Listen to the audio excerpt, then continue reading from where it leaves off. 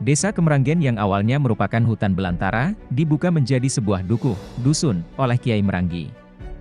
Kiai Merangi merupakan putra dari Kiai Dalem di Gunung Condong, yang pada waktu itu adalah seseorang dari daerah Mataram, Yogyakarta.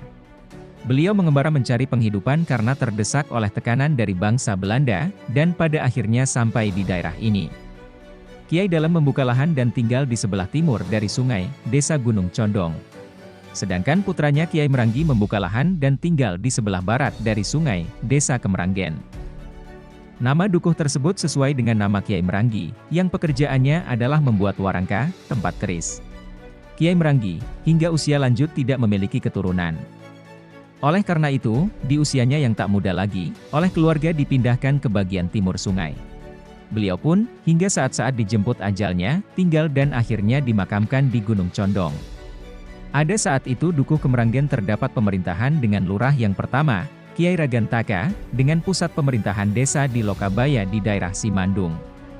Kiai Ragantaka memiliki kekuasaan di Dukuh Karanggedang dan Dukuh Kemeranggen. Kekuasaan ini dilanjutkan oleh penerusnya, lurah kedua Ki Udantaka I dan lurah ketiga Ki Ketantaka. Mulai dari lurah keempat, Dukuh Kemeranggen berdiri sebagai desa sendiri yang terpisah dari Dukuh Karanggedang. Ki Udantaka II, lurah keempat Kemeranggen, menjabat kedudukannya hingga 30 tahun, dari tahun 1857 hingga tahun 1887. Setelah Ki Udantaka II, lurah berikutnya adalah Ki Mangkupawira yang menduduki kursi lurah selama 8 tahun, mulai tahun 1887 hingga tahun 1895. Lurah ke-6, Ki Kramapawira menduduki kursi lurah selama 25 tahun, dari tahun 1895 hingga tahun 1920. Kirana Taruna menduduki kursi lurah selama 7 tahun, dari tahun 1920 hingga 1927, yang kemudian dilanjutkan oleh lurah ke-8, Ki Kartapawira yang menduduki kursi lurah selama 40 tahun, mulai tahun 1927 hingga tahun 1967. Ki Kartapawira, yang menduduki kursi lurah pada masa peralihan zaman Belanda, zaman Jepang, hingga masa-masa proklamasi kemerdekaan Indonesia, disebut-sebut sebagai Lurah Pelodrahan, atau Lurah Peralihan.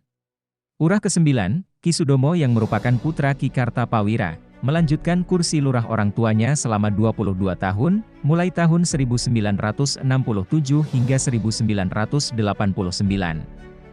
Kedudukan itu dilanjutkan oleh Nyi Hartati selama 8 tahun dari tahun 1990 hingga tahun 1998.